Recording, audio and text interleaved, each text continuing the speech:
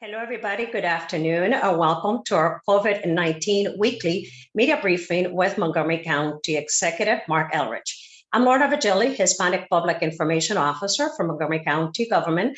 And joining us today is Earl Stoddard, who is our Assistant Chief Administrative Officer. Dr. Stoddard will be available for the Q&A portion of this presentation, as well as Sean O'Donnell, who is with the Department of Health and Human Services.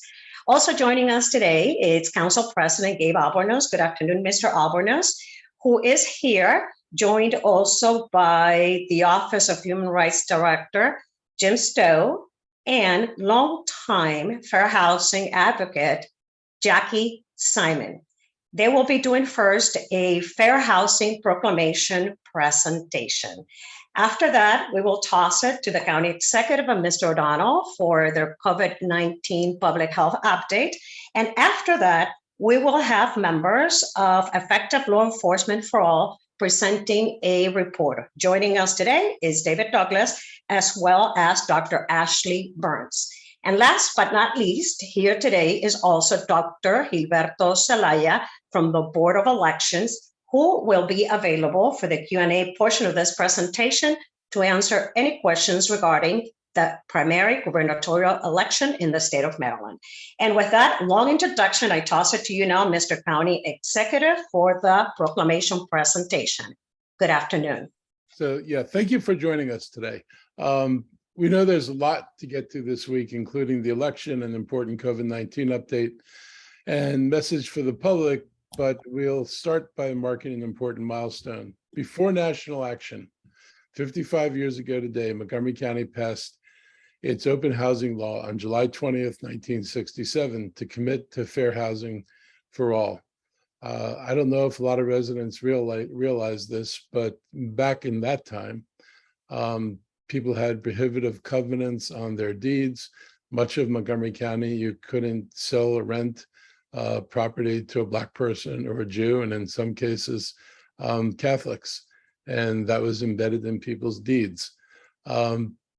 Things have changed a lot, and this was the beginning of that great effort to change things. And the county's action came almost 9 months before President Lyndon B. Johnson made the same promise with the Fair Housing Act. Montgomery County's kept this promise to develop outreach programs so families don't face discrimination.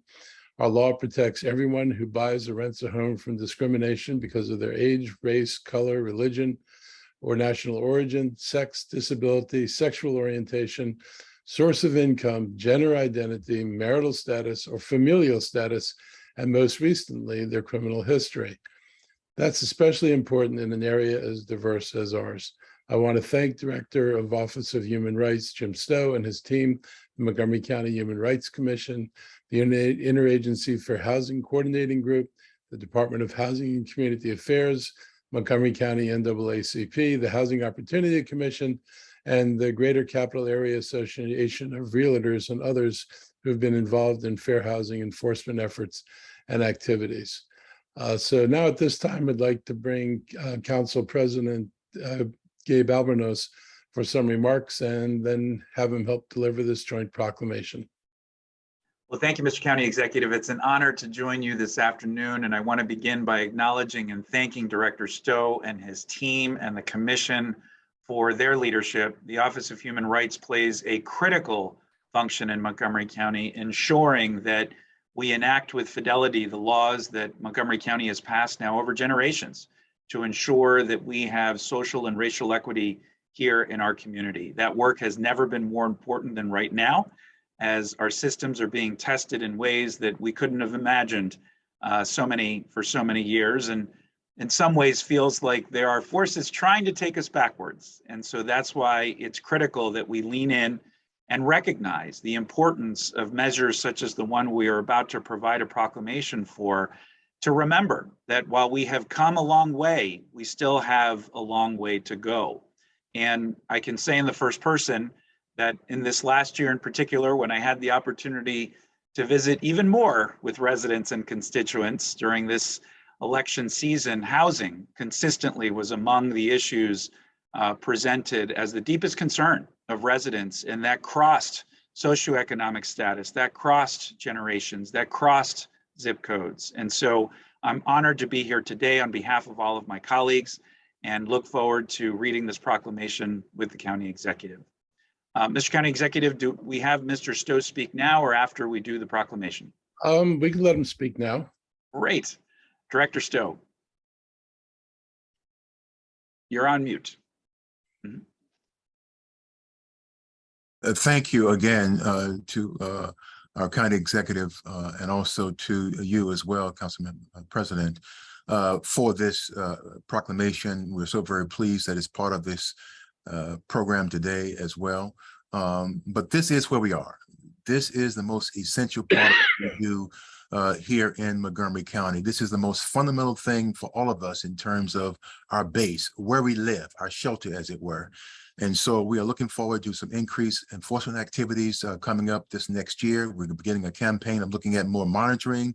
Also, we're looking at testing as well in our community, as well as trying to inform and make real sure then that persons are aware of what their rights are. And so we're calling upon institutions across this community who are involved in, again, housing, lending particularly, that they in fact are informing individuals about their rights under the law here in Montgomery County to ensure that their process is fair and accessible. But none of that could be all possible had it not been for the work and the efforts of those who were involved back in 1967. And we're pleased this morning to have one of those persons who was on the front lines, as it were, engaged in that process, Jackie Simon. So, and by the way, folks, it was women who in fact pushed this effort across the goal line, as it were. So make sure that's very, very clear. And one of those persons are here today, and I would love to have her make a quick comment, if you will. Sure. Mr. County Executive. Good morning, all. Little would I have believed 55 years ago and 5 nights of public hearings that we'd still be where we are today. And we have made progress in many, many arenas and areas. But I'm sad to say that discrimination is still a significant part of life in Montgomery County. For many who are disenfranchised by the color of their skin, can't find housing because of their source of income, have a disability, and a landlord doesn't want a wheelchair that will damage the walls. It's hard to believe that the efforts and the goodwill that have been with us all this time, and the fact that there still is a need for vigorous vigilance. We need to be willing to stand tall. We need to embrace each other. And we need to struggle, whatever the struggle takes, to finally achieve the best that is in us. We have this capacity. I am firmly rooted in that belief. But it takes a vigilance and an effort. We cannot take it for granted. And I thank the executive and council for a proclamation calling attention to this. It allows people who have toiled in this field for a long, long time to know that there continues to be hope and support and effort to achieve that goal. And I am grateful for the opportunity this morning to think back to those times and know how much worse off we were then, but the job is not done. Thank you. Thank you so much to both of you. So I will read the first 4 sentences of the proclamation and the county executive will take us home. Whereas on January 30th, 1967, the Human Rights Commission voted to submit draft fair housing legislation to the Montgomery County Council. And whereas after 5 nights of public hearings and demonstrations by supporters, the Montgomery County Council enacted the open housing law on July 20th, 1967, nearly a full year before President Lyndon B. Johnson signed the Federal Fair Housing Act into law on April 11, 1968. And whereas the open housing law prohibited discrimination in the sale of rental of virtually all housing except owner-occupied housing of 2 rented units or less, and whereas the open housing law was challenged and deemed invalid by the courts in December of 1967, and efforts to rewrite the law began in May 1968, with a new broader law described by federal officials as, quote, the most comprehensive fair housing measure in the United States, unquote, that became the law of the land. And whereas the open housing law resulted from the hard work of dedicated residents and county civil rights leaders to address discrimination in housing and significantly advance the local civil rights movement to ensure that all Montgomery County residents have equal access to housing.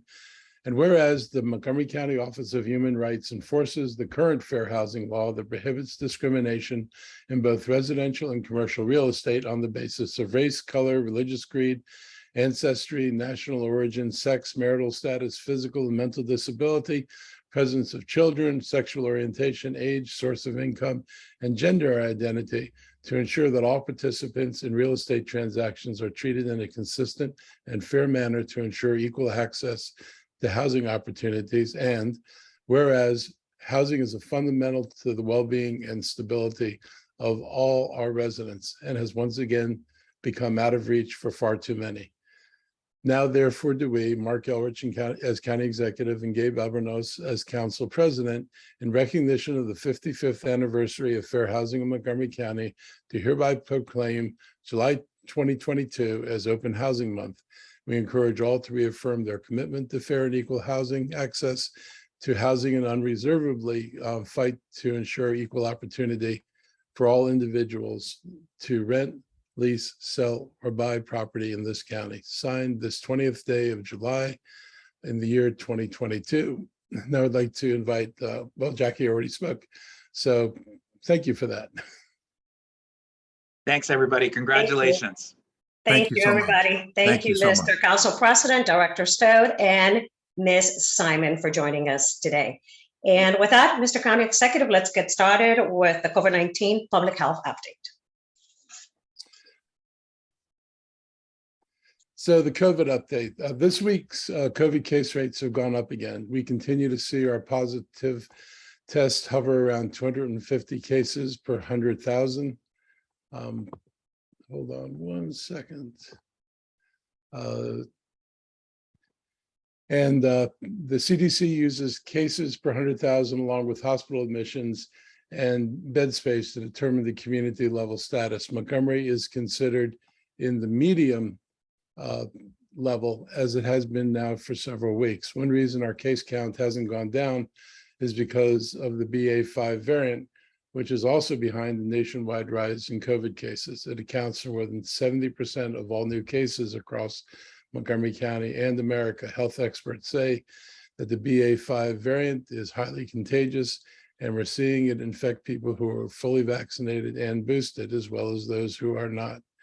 Montgomery County Department of Health and Human Services leaders are worried that our community level status could go from medium to high if our hospitalizations continue to rise. We've been right under the benchmarks now for a few weeks. The percent of staffed inpatient beds occupied by those who've tested positive for COVID is at 9.4%.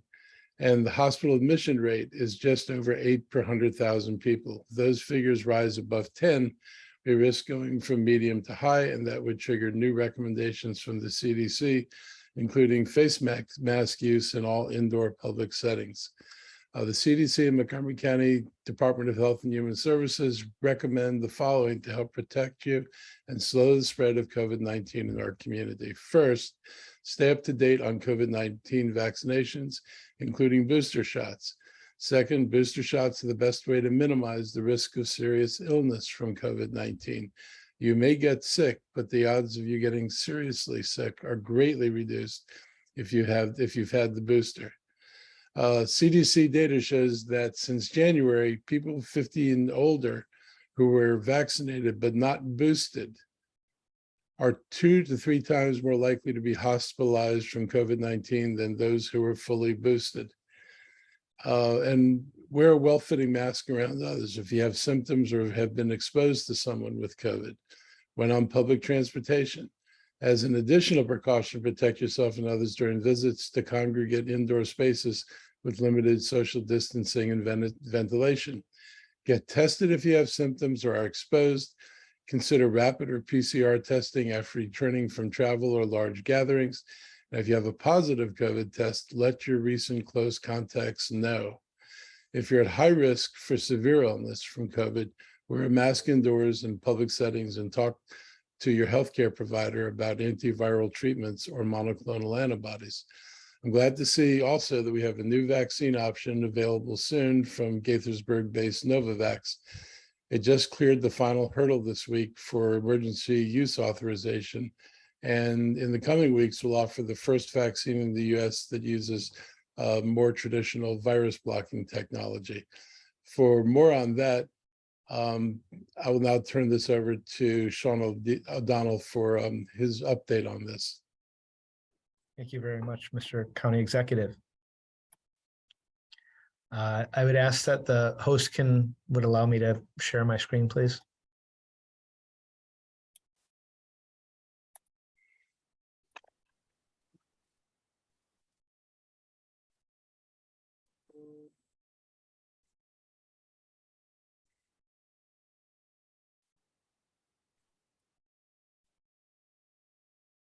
Thank you.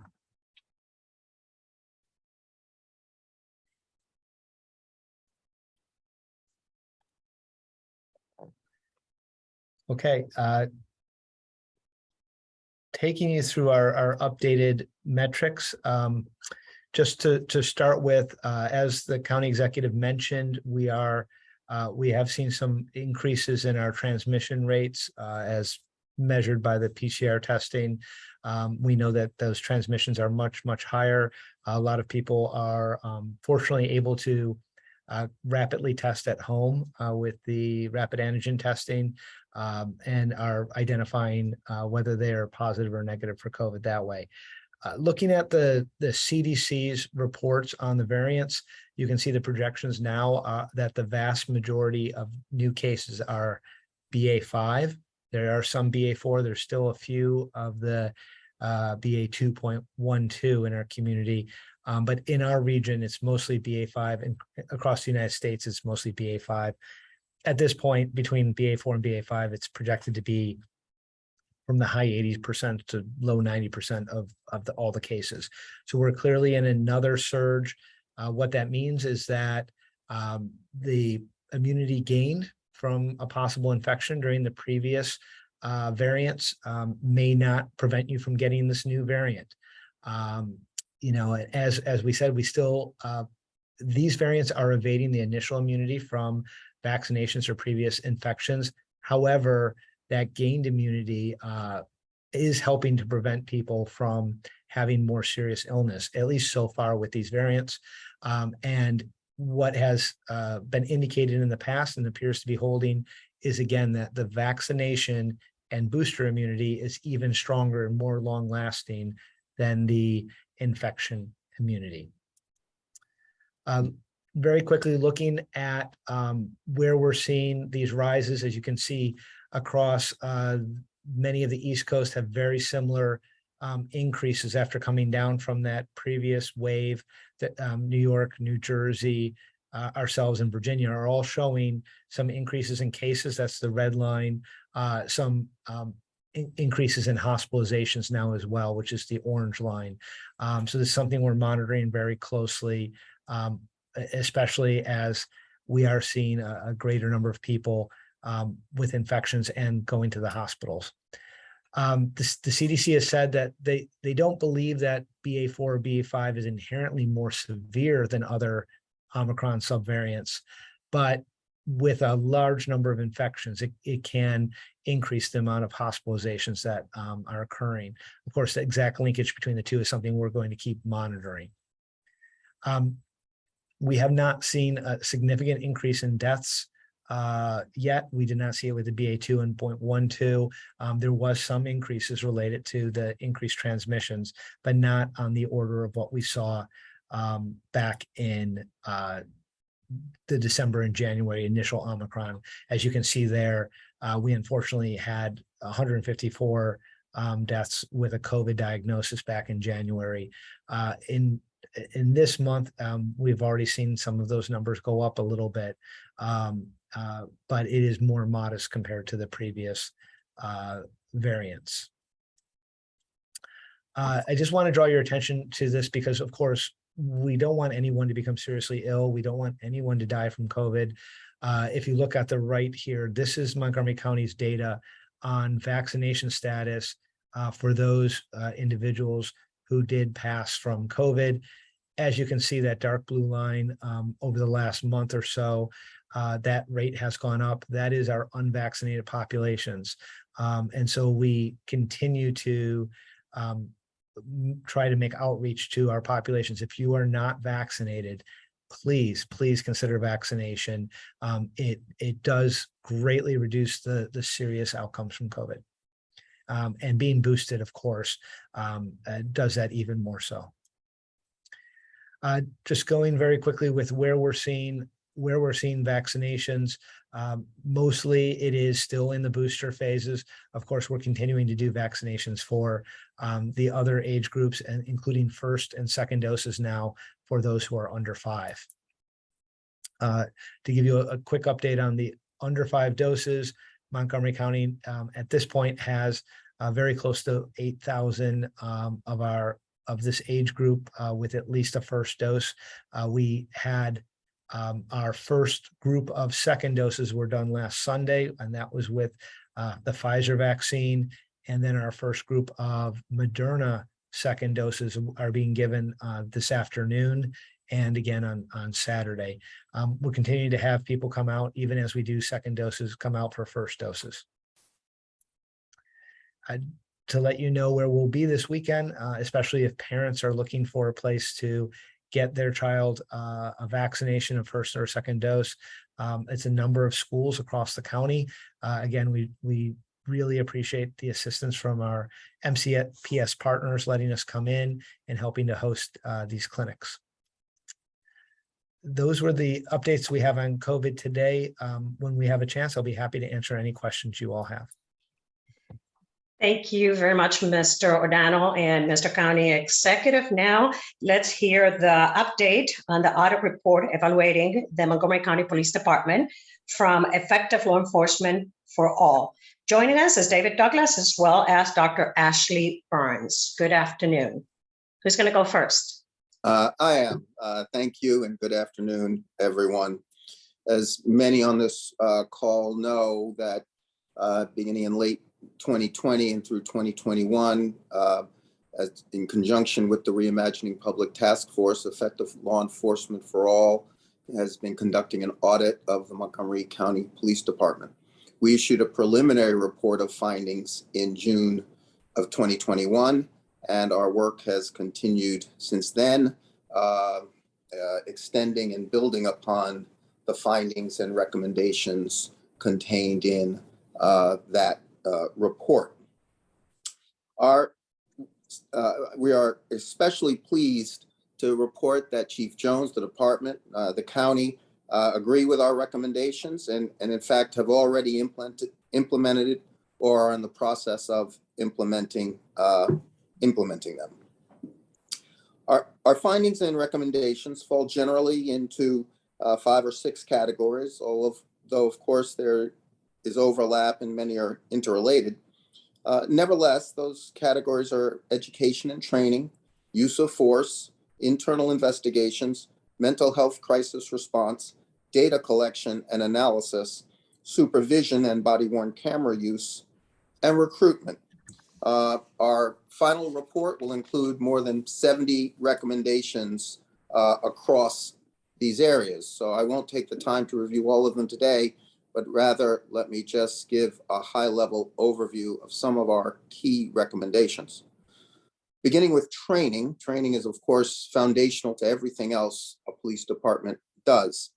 And we've made a number of recommendations in this area, including and increasing the emphasis and shifting the emphasis to a guardian culture rather than a warrior culture. This was also, I note, a recommendation of the Public Reimagining Task Force. We also reviewed closely the Academy's curriculum and have made a number of recommendations intended to help the Academy adopt more of an adult learning-based teaching approach, more scenarios and hands-on activities, and also sequencing the courses so that they build upon knowledge and skills officers will need in terms of deriving the benefits from the course. Importantly, we have recommended increased education and cultural sensitivity, anti-bias training, procedural justice, and de-escalation. We've also made a number of recommendations for in-service and field training officer training. We also, importantly, recommended the Academy hire a civilian PhD to serve as the Academy director, and I understand that this is underway. In fact, I should note that the Academy quickly embraced our recommendations. Many have already been fully implemented, and others are continuing to be implemented. Turning to use of force, some may recall that in our June 2021 briefing, we identified use of force as one of our major areas of focus and one of the major areas that needed attention. Generally, what we have recommended is that in addition to training recommendations, that the department take steps to better classify uses of force to enable better analysis and understanding of how force is used by Montgomery County police officers, and to strengthen its investigative processes with respect to uses of force. We've recommended that it adopt a force investigation team, which is increasingly used in many police departments, and that it conduct use of force review boards to give the department a better understanding of how force is used and ways that uses of force can be minimized. We've recommended that they categorize force levels as well.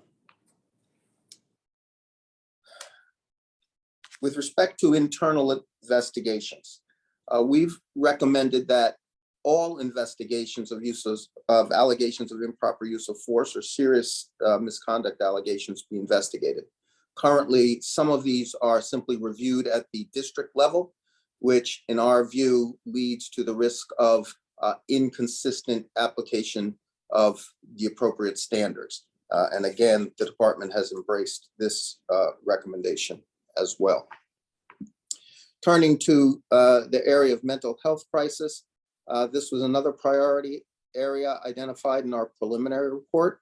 And what we observed then, that effective response to individuals experiencing a mental health crisis really requires an ecosystem of agencies to address the issues. It can't be simply limited to changes by the police department. And as a result, we have made a number of recommendations to improve coordination between the agencies and entities that are involved in responding to and handling calls for individuals experiencing a mental health crisis. This is also an area that was called out for us to continue working with the county to improve coordination among all the constituent agencies. Generally, we have recommended better training, broader deployment of officers trained to respond to individuals experiencing a mental or emotional health crisis, better education of officers concerning the resources available to respond to mental health crises, and better communication to the public about the county's capacity to respond to those experiencing a mental health crisis. And we look forward to continuing to work with the county on implementing these recommendations.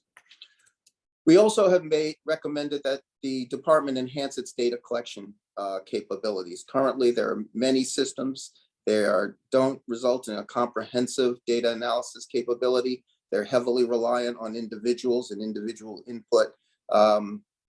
there's simply a need to bring the department's data collections capacity up to current generally accepted standards.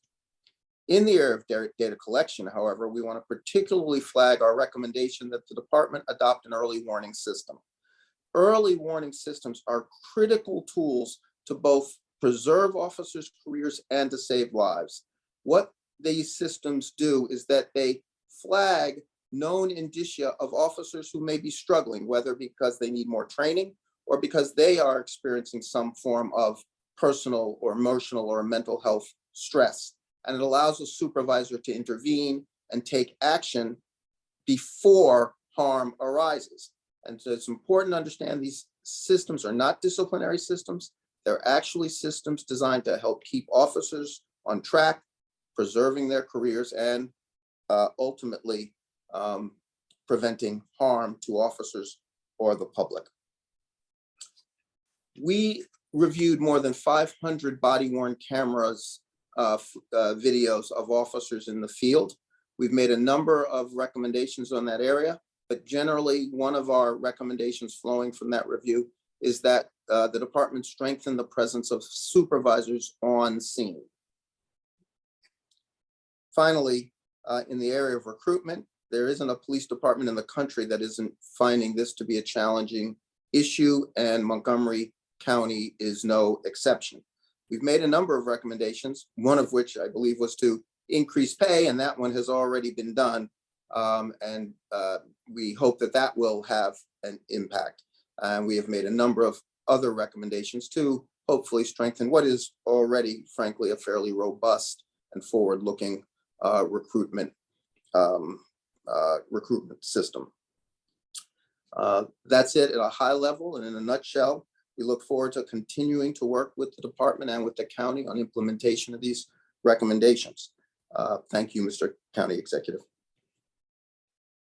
So thank you. I'm excited to have this report, and I look forward to the work that'll be done with the various parts of the community, including the council, in terms of implementing this. This has been critical, and I'm glad that we took the time to do a thorough analysis. One of the things I wanted to avoid was just looking at something and saying, well, maybe we ought to do this, maybe we ought to do that, without doing the kind of research that you've done. But I think it's beyond the surface things that we see and goes to the core of what goes wrong sometimes in policing. And I think that's going to help us build a stronger department. And I think it emphasizes what I've made a big point of during a lot of this, which is that a lot of the problems we have are embedded in the training that we do. And people do what they've been trained to do and what they're expected to do. And that may not always be, particularly in this era, what we want people to do. So I'm encouraged that about the report, and I look forward to the work we're going to do in the coming months. And I'm encouraged that we've already begun implementation of pieces of this. So thank you very much. Thank you. Thank you, Mr. Douglas. Dr. Burns, did you have some comments as well as a speaker? In the interest of time, I'm going to conclude with the remarks that David's provided. Thank you so much. Okay, thank you so very much. And now we can open it up for the Q&A portion of this presentation. First set of questions from Tom Fitzgerald, Fox 5 DC. Dr. Zelaya, there you are, you're on, and good afternoon, Tom. Good afternoon. As I have in the past, I'll give you all my questions right at the top so we can speed this along. County Executive, just wanted to get your reaction to the close vote that we're still awaiting the results of today. Must be a bit of deja vu for you all again. What do you say to the people in the county as far as what they need to be prepared for over the next couple of days? And Dr. Z, if we've got you now, could you explain to folks why and how this is going to take a little while before we know who the next county executive is? I feel like it's almost deja vu, except it's not like one night of counting. This is going to be probably 10 days or more before we actually know results. And it got this way because the legislature had passed a bill that would have allowed these votes, the mail-in votes, to be counted starting back when we were doing early voting. And the governor vetoed it because he was unhappy, I guess, with the Republican line about signatures on ballots that were mailed in. And so he vetoed the bill, which meant the county government, no county government, was able to start counting the votes as they came in. And so there's a mandatory 2-day waiting period before they start counting. So that takes us to Thursday. I think they count for a couple of days, and then they have to count the provisional votes. Provisional votes are people who either, well, for one reason or another, their ballots were marked as provisional. One reason was that somebody asked for a mail-in ballot and they voted in person, since potentially you could have theoretically had 2 ballots. They were given provisional ballots when they voted. So there are tens of thousands of votes between mail-in and absentee, between provisional, that we're not going to know anything for probably 10 days to 2 weeks. And it's messed up. If I could, right now, the count we have, you trailing, not by a lot, but you're trailing. No. Would it be your thought that neither candidate should declare victory until this is all done? Well, I'm not going to declare victory until it's all done. And I can't imagine what difference it makes if you declare victory, because it has no real legal status. So I think prudent people will wait until more votes are counted. And, I'm optimistic about the votes that are out there. All right, Dr. Z, could you give people an idea to get their arms around what's out there that needs to be counted? How many of these mail-in ballots, and just kind of give us the tick-tock on how that will proceed. Okay, good afternoon. First and foremost, before I give you numbers, I want to thank the county executive for giving me this space. But also, first and more importantly, I want to thank our poll workers. Without them, there's no way we would be having this conversation. Part of democracy is the process, and our poll workers are our first pillar. And then secondly, our staff, and then lastly, our incredible civic-minded voters. So moving into the numbers really quickly, for election day, total in-person votes was 94,350, which equates to 14.55% of the electorate. Keep in mind, all of these numbers are unofficial, and so they're a moving target, and we're still gathering. The provisional hand-counted submitted ballots on election day right now stands at 5,770. And so those are the numbers right now that we have in-house. The total in-person votes for early voting, I'm sure all you guys have that from SBE, but they're 24,704, which constitutes 3.68% of the electorate. And our provisional hand counts collected during 8 consecutive days of early voting from the 7th to the 14th of July is 2,260. As of today, actually, I apologize. As of yesterday, the 19th of July, total mail-in request is at 115,677. And mail-in received as of yesterday, election day, is 29,388. So these are all moving targets. Now, regarding your question about Canvas, which starts tomorrow, everyone's welcome to observe via Streamline or in person. We are right now putting the verbiage together to put on our homepage at 777vote.org.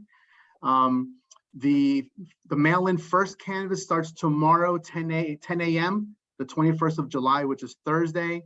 Then our provisional ballot canvas will start next Wednesday, the 27th of July. And our mail-in second canvas will begin the 29th, which is a Friday.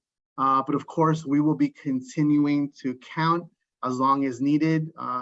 You don't rush a heart surgeon while they're operating, so we will do our due diligence to count our ballots. Could you explain what the parameters are for a recount? So So right now, let's focus on county. So to be honest, we really need to look at ensuring that we have transparency. We will be posting numbers. We don't have 100% reporting right now. We have a couple of outstanding precincts. If you look at the SBE websites, there are approximately, getting a little sticky note, is we have 12 outstanding. 3 were picked up this morning, and we're working to get those uploaded. And 9, we are going through thousands of supply bags. Some of the critical items came through last night, but not all of the memory sticks did not. So we're going through systematically, surgically through all the bags. And the goal is for today to get 100% reporting. And then I will return as it pertains to the procedures for the recount. But right now, the goal is to get these mail-in scanned in as received. Thousands of mail-in ballots were collected last night when the boxes, the ballot drop boxes, the 55 boxes were closed at 8. And right now we're focusing on hand counting and scanning them in so we can get a better picture as we near canvass tomorrow, 10 a.m. Thank you. You're welcome. Thank you so much, Tom. Next up, it's Kate Ryan, WTOP. Good afternoon, Kate. Good afternoon. Thanks again. Sorry about that lag. So Tom asked a couple of the questions I wanted to, but again, in terms of the time it will take, is staffing an issue at all, Dr. Zelaya, or are you good for that? And again, I know you allow people to come in and observe. What are they actually going to see? So what they're going to see, so here's one envelope, one mail-in envelope. There is a flap that we have to remove. And when you remove this flap, it gains access to the voter signature. Once we affirm that there's a signature, there's no need for us to cure. This is the reason why we were pushing the narrative that we wanted our voters to return their mail-in ballot as soon as possible, because if there was a need to cure, we have enough time to contact them. Once we have them, we have to do a hand count. Then we need to scan them in as received. Then we need to sort them in district precinct order. And then we need to introduce them into the canvas mail stream. This is very manual. We use both the right and left hands. We have a robust team, but we're looking at what was sent out by the state and what was requested was 115,000 ballots. So we do not know right now how many ballots were returned over the last couple of days. And there was a huge rush yesterday when our staff closed the ballot drop boxes at 8 p.m. So I could tell you that there's thousands of ballots there, but between yesterday, 8 p.m. and right now at 11:22 p.m., it is virtually impossible for us to give you a hand count and to scan each of those. So the due diligence is basically encourage you to watch us via Streamline in person. That was a kind of a high overview of what to expect, and you multiply that by the thousands of ballots that we need to process. So the buzzword for the next 2 to 3 weeks is patience. And the canvas will be held at the Montgomery College Germantown campus. All of the information and corresponding virtual links will be on our website shortly. Thank you very much. Can you explain the term cure? I know for you that's an ordinary term, but for the public, they're like, what? So cure, so it's almost like when you're a physician, when you want to cure a patient. So if there's a missing signature, we want to cure it. We want to make sure that we could incorporate this into the canvas and accept it. And so what we want to do is identify and locate that particular voter and coordinate the ability for them to come into the office so they could sign their corresponding voter oath on the return envelope, which houses their mailed-in ballot. Terrific. Dr. Celaya, thank you so much. I appreciate it. Thank you. Thank you, Kate. Next up, Steve Bonnell, Bethesda Beat. Good afternoon, Steve. Good afternoon. Forgive me, I'm going to bounce around a little bit here. With the numbers, the COVID numbers kind of ticking up, if we were to get to the high classification that the CDC kind of defines as, are we looking at restrictions like mask mandates or anything like that? And I guess that's for the public health team. Thank you, Steve. We are going to continue to monitor those hospitalizations. At this point, we haven't discussed a mask mandate. If in conversations with our hospitals, we are reaching a point where their surge capacity is going to be threatened, we would certainly look at additional recommendations to the council and to our leadership. At this time, again, whenever transmissions go up, we strongly encourage the population to consider using masks, especially when they're indoors, especially if they are a vulnerable population who is more likely to have a severe outcome from COVID. But we haven't set a specific limit. It is very consistent with the CDC's guidance that the hospitalizations at this point are driving the wider recommendations for public health restrictions. Okay, thanks. And on to the election, if Dr. Zelaya is still on, I know that you don't have a number per se of ballots that have come in. You know, I've been looking at the state site pretty judiciously, and it's at that 29,000 number. Are we expecting, can you even say like tens of thousands of more mail-in ballots? Because that's the case, that's a lot more to count. I'm just wondering if there's even any rough idea in terms of how many were in the drop boxes and are coming in the mail in the coming days. So unfortunately, when a bipartisan drop box attendants emptied out each box, they didn't do a hand count. All they said was, that's a lot of ballots. That's all they were saying. And if you go on our Twitter feed, we would historically follow them, and you would see onesies and twosies. And when we were calling them, they were saying there's a lot of ballots. And so unfortunately, I can't give you a number by saying more than there's a lot of ballots. And once we start unseating and following the chain of custody procedures, when we could enter each of those ballot blue bins that were seated in to fill after we emptied out the boxes, I couldn't tell you, but there's 55 ballot drop boxes. They were all picked up over the last couple of days. And so the numbers that SBE provides are what was scanned in, and that's the best. But right now they're literally working, doing their due diligence. We have a team that's going through those bins, but I can promise you that all of the bins that have been collected over the last couple of days are not going to be done today in the next couple of hours. It's going to take time. So in tandem, as we have canvas, provisional research and provisional canvas, we'll be also processing all of those blue bins collected over the last couple of weeks. And the last question for the county executive, it's similar to what's been already asked and follows up on our conversation from yesterday, but given how close this vote total is and, you know, just the deja vu of it all, just how are you feeling? I mean, we're expecting it to be this close, frankly, given how the campaign has gone the last month, 2 months? Yeah, I kind of expected it to be close. I mean, anybody who's been here long enough knows this is the dirtiest campaign that's ever happened in Montgomery County.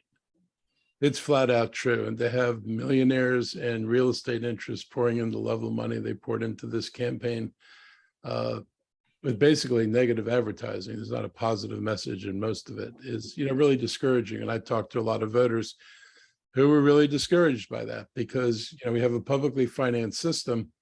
If I maxed out, I wind up with about $1 million. I have no ability when somebody puts out an ad to go back out and, you know, find $500,000 and create a response to it. And so it was very well calculated. And I will say, I thought, you know, the Post did a very deliberate job of writing, you know, completely false statements and then handing them basically to Blair that he could put into his advertising, and Hans as well. If we ever sit down and talk about what's not true, I'm more than happy to have that discussion with you. But it's really alarming. You know, when you look at FCC regulation, if you're advertising a product and you lied and that became known, you could be required to take the advertising down. They have a special exception for politicians, and politicians are allowed to lie in their advertising. And that's just beyond belief, because it's the most important decisions that voters make. And everybody's thrown up their hands and said, well, they can say anything they want. Very discouraging. Not good for democracy. Do you, the mail-in, since you're down, I think last time you were actually up at this point, are you optimistic about the mail-in ballot count? Because that's obviously what this is going to come down to. Yeah, I'm optimistic about the mail-in ballot count for a number of reasons, which I won't go into right now. But I have reasons to be optimistic about it. Well, I think our readers want to know why, but well, That would just be speculation on my part. We'll find out whether I was right to be optimistic, pretty soon. Okay, Pretty soon, probably a week or two. okay. Thank you, sir. Thank you, everyone. Okay. Thank you, Steve. Up next, Kevin Lewis, ABC 7. Good afternoon, Kevin. Good afternoon to all of you. Dr. Z, I'll start with some questions about process with you, and then County Executive Elrich has had a few follow-up questions. So just to confirm, roughly around 115,000 mail-in ballots were requested, but only around 30,000 were received as of Election Day through traditional mail. Did I hear that right? No, so as of the 19th, 29th, yeah, they're about 30,000. But we don't break down as in what mode, whether it was in person or a ballot drop box or USPS. But what received in-house is 29,388. Okay. And what was the cutoff day for mail-in ballots? Did it have to be postmarked by the election day? Yep, you got the answer. Okay. And then the 52 drop boxes, you had up until 8 p.m. yesterday to put your ballot in the drop box or drop it off at election headquarters up in Gaithersburg. You are correct. Okay. And what was like the process? I mean, was there someone at all 52 drop boxes at 8 p.m. to ensure no one slipped in the ballot at 8:05? You got the answer. Okay. So what is the soonest all results will be posted online? You're talking about the election day or the entire cake? The entire cake. I mean, so my understanding is early voting is 100% posted online. Mhm. The election day minus those 10, 8, The 12 precincts Mhm. are posted in full. So I guess my first question, when do you expect all 258, was it, precincts to be posted in full? Our goal would be today, to be honest, and we're working on that right now. It's 1:31. Once I'm off this briefing, I will go downstairs to see the team, see what's going on. So that's the goal by close of business today. Regarding the canvas, as I mentioned earlier, until we are done counting. It's a meticulous surgical process. We want to make sure that all return mail-in ballots postmarked by the 19th of July arrive. Keep in mind, not all voters live in Montgomery County. They're across the globe, so we must do our due diligence, and we allow them enough time for the second mail-in canvas, especially our military overseas and expats. And so it's the process. We will be posting information on our website, especially canvas information, and I welcome everyone to come observe, whether virtual or in person. And you said that second canvas isn't taking place until next week? Yes, the dates. So first canvas starts tomorrow. Provisional ballot canvas will start next Wednesday, the 27th, because all of those submitted provisional ballots we must research. Number one, why either, as County Executive mentioned, probably someone requested to vote by mail, had a change of heart and decided to vote in person. So we want to make sure that we don't have a mailed-in ballot on behalf of that individual. So that takes time to do the research and our due diligence. And then the second mail-in canvas will start Friday, the 29th. And if needed, we will add additional dates as needed. The last question for you, unless you wanted to add anything, around 115,000 mail-in ballots requested here in the 2022 election. Did you have that statistic for the 2018 election, just to show context of how popular this method has gotten? I don't, but I could tell you it's much higher for the current election. Keep in mind, we're coming off the 2020 election / the onset of COVID. And so remember, in the primary 2020 election, all registered voters were mailed the mail-in ballot. For the general election, that was switched and individuals were mailed an application. And so I think the interest in the fact that they saw that this process, which has existed since the Civil War, works and it's safe and secure. And so we had a lot of individuals that took advantage of that opportunity. Remember, you have three options. I call mail-in elections the cheesecake factory of the electorate. You have mail-in, you have voting during 8 consecutive days at 14 early voting centers. Remember, we expanded from 11 to 14, and then also you had election day. So the earliest that we would have final results, knowing that there's canvas number 2 next week, would be maybe Friday the 29th or maybe the 27th. You're saying that, I'm not. We're going to continue until we're done counting. And is canvas number 2 far less number of mail-in ballots than canvas number 1, presumably? The second canvas starts Friday the 29th, my friend. Uh-huh. And is that canvas, though, a far lower number of ballots than the first canvas? So right now I came and ascertained we have the mail-in request numbers. I can't tell you what percentage are overseas, what percentage are domestic, what percentage are coming from which direction. All we could tell you is that what was requested and what was received. All right. Well, that moves the needle enough. So thank you for answering all those questions. County Executive, Hans Remer's hovering just below 21% of the vote right now. Do you think Hans helped or hurt you?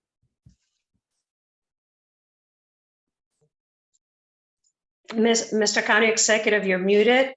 And also if you can flip the phone so it can fix your video, you're kind of sideways right now. Okay. Sorry, my computer. There you go. Better. There. Perfect. My computer inexplicably demised itself. I'm on my phone now. Yeah, I think it hurt more than it helped. I think his really misinformed and I'd say disingenuous attacks, particularly on the housing issue, were kind of stunning. And I, spent a lot of time answering people's questions. And the problem is, what most people got to see during debates is 1 and 2 minute answers. And that's really hard to discuss any issue of substance in 1 or 2 minutes. And it's stunningly difficult to do that in the 30-second advertisement. And I think what really was lacking was a real honest, full debate on the substance of the issues. I mean, Blair had actually no plan for how to do housing other than say we ought to build around metro stations, which it doesn't take a rocket scientist, and we're already doing that. And Hans, I think, but he insisted he was going to win. That actually didn't happen, and not close. Do you feel he ate into your voting block, or the negative campaigning that you're saying he did cause people to think poorly of you? Well, I think, his idea that I had blocked, and he started these ads about I blocked affordable housing, which of course is not something I'd ever done, or that I refused to open the schools, or I closed the schools, which is actually something I never did, or that there wasn't solar in the ag because he couldn't pass a bill, which I wouldn't have been able to veto, but he blamed me for not being able to get a solar thing. I mean, it's just a lot of stuff that was really disingenuous. And he knew what he was doing. It just didn't work the way he wanted it to work. And I think David was the main beneficiary of it because he had the ability to put millions and millions of dollars into this race. Not just him, but the developer group, which, formed one PAC, the Progressives for Progress, which, if you know the people in the group, the word progressive has no bearing on them. And then funding the affordable housing PAC from people who are funding it, who actually have no interest in affordable housing and prefer that we actually build less. It was really priceless, but not much you can do when they've got that much money.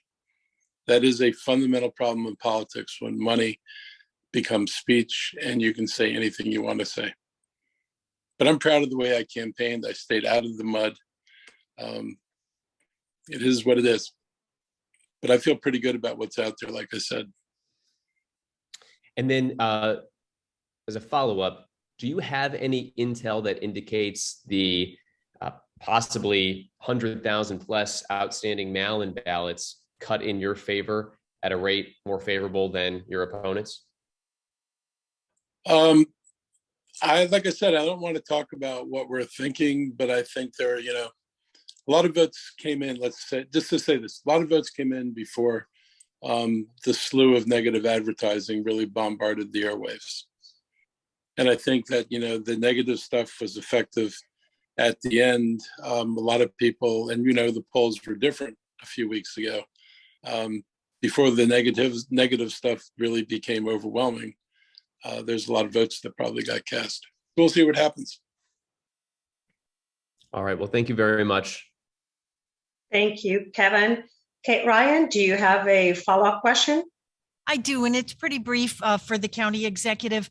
I think some of the question might be, after 4 years in office, how is it that you weren't able to broaden your appeal to offset whatever inroads your opponents might make? And do you see any area where you might have done something differently?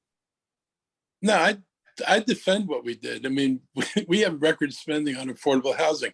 What I can't do is I didn't have the ability to misinform people the way somebody with millions and millions of dollars from him and his friends did. And that's really, hard to overcome. If you drumbeat a message, I mean, I saw the ads. I mean, the only thing they didn't do is put horns on me, I think. But it's, it was really, really aimed at purely attack. Don't vote for, which is not much of a positive message about where you want to go, but it was hard. And, they tied in the Post quotes, which are tailor-made for an advertising piece from somebody. So it's hard to overcome that, because the Post is seen as, the neutral arbiter. Anybody who would sit in the meeting, would have sat in my interview meeting with the Post, would never have gotten that impression. I don't know what else to do. I mean, look, if you say that we brought the county to the brink of economic failure, and then you look at all the jobs that are coming here and the industries that are expanding here, and the fact that our unemployment is lower than it was when COVID started, I mean, there's a lot of reason to believe that's not true. But I couldn't fund an ad that would say that. So it's kind of paralyzing. Got it. Thank you very much. Thank you, Kate. I do not see any more requests for questions from members of the media. Going once, going twice. Thank you, everybody, for joining us today. Thanks to the participants, to the members of the media, and to you, the audience. Thank you, everybody. Have a great afternoon. Stay safe. We'll see you again next week.